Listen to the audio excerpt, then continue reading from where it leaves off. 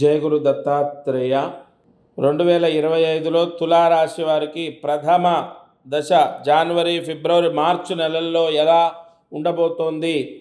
ఈ 2025లో తులారాశి వారికి జనవరి, ఫిబ్రవరి, మార్చి పెద్ద అనుకూలంగా ఉందని చెప్పడానికి లేదు.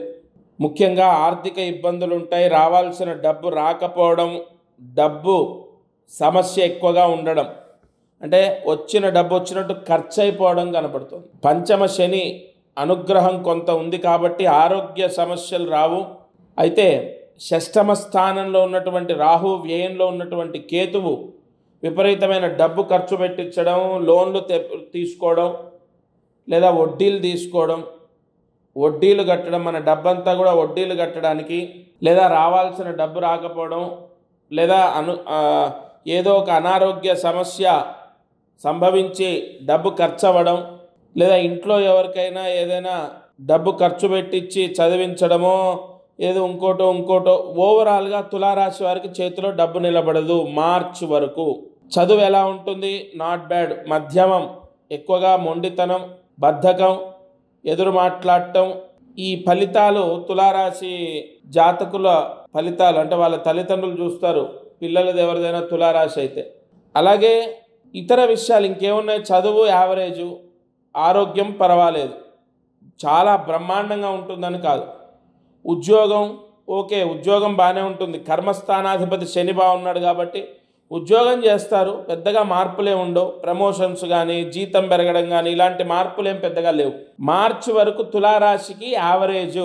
ఒక రకంగా చెప్పాలంటే గురుబలం పూర్తిగా లేకపోవడం, తద్వారా డబ్బు నష్టం, ధన నష్టం. ఈ తులారాశి వారు ఒక చిన్న పరిహారం చెప్తాను. ప్రతిదానికి మనకు మైనస్ అనగానే ఏదో జరిగిపోతుందని కాదు. ప్రాయశ్చిత్త కర్మ ఎంతో గొప్పది. కావున పరిహారం చెప్తాను, అది జాగ్రత్తగా ఆచరిస్తే తులారాశికి సమస్య ఖచ్చితంగా తొలగిపోతుంది. దగ్గరలో ఉన్నటువంటి అమ్మవారి దేవాలయంలో బెల్లము దానం చేయండి. ఏ స్వరూపమైన అమ్మవారి దేవాలయం అయితే సరిపోతుంది. అంటే మూల విరాట్, ఇప్పుడు శివాలయంలో పక్కనే అమ్మవారు ఉంటుందండి, లేదంటే అన్ని సమిష్టిగా దేవాలయాలు ఉన్నాయి, అలా కాదు.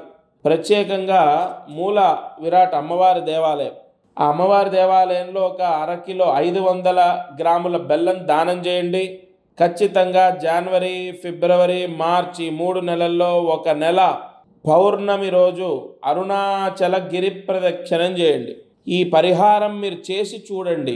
మంత్రాధీనంతు దైవతం, ఎటువంటి దోషాన్నైనా పీడనైనా జయించే శక్తి భగవత్ శక్తి. భగవంతుడి యొక్క అనుగ్రహం చేత అనేక దోషాలు పోతాయి. భగవత్ శక్తి అంత గొప్పది. మరి ఆ భగవంతుడి యొక్క అనుగ్రహం కలగడానికి మనస, వాచ, కర్మణ, భక్తితో ఈ పరిహారాన్ని ఆచరించాలి. జయ గురు దత్తాత్రేయ.